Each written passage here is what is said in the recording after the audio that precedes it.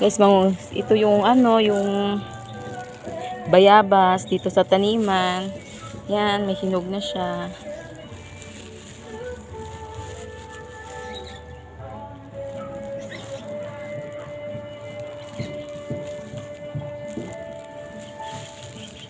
Yan.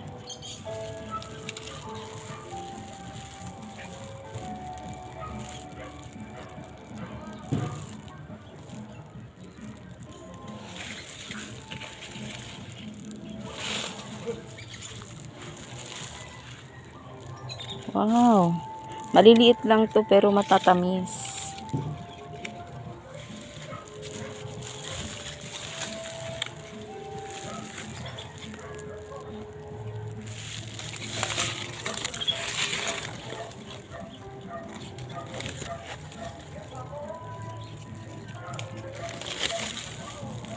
Tingnan nyo po, oh. Pero matatamis to. Ah.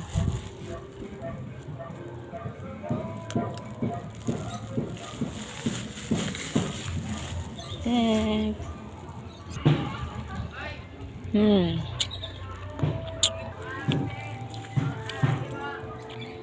Mangunguha kami ng saluyot. Medyo masukal na dito.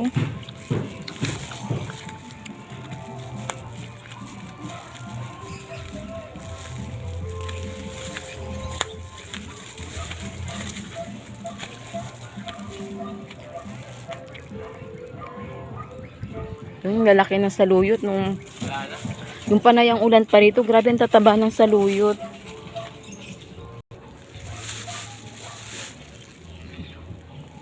Marami na yung bunga ng saging ng biyanan ko, mga saba. Pero parang hindi pa magulang.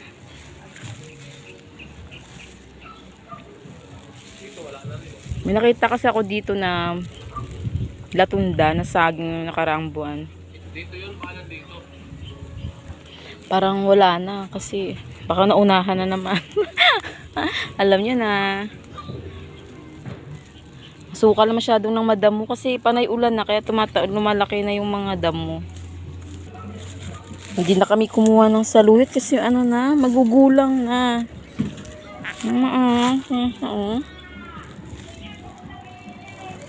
Matataas ang mga saluyot na pero may marami na siyang butas, magulang na.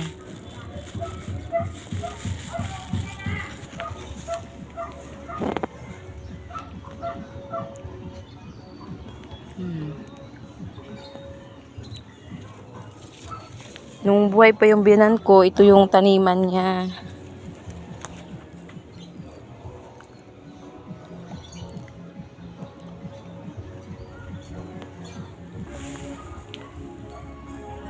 Ito yung sasagingan namin. Kaso lang, nung nagtag-init, maraming nagtumbahang saging kahit na may bunga, nagtutumbahan.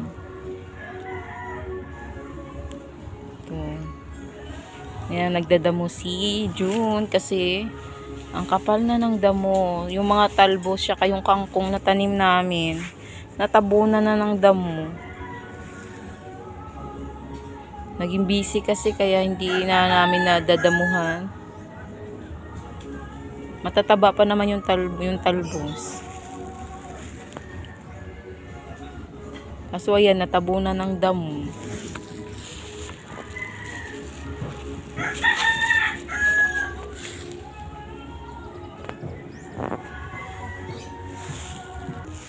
Sayang ano na, magulang na yung saluyot. Balak pa naman namin yun na bumili ng labong. Gagataan namin.